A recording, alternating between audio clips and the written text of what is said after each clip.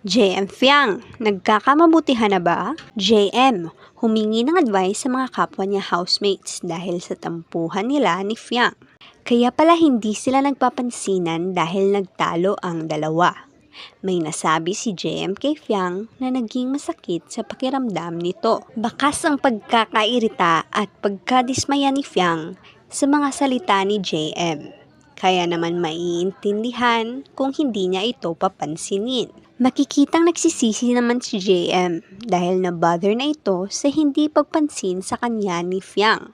Nagpaplano na itong makipag-usap kay Fiang para maayos na ang kanilang tampuhan. Mapapatawad kaya siya ni Fiang? Lahat naman ay madadala sa malalim at maayos na usapan.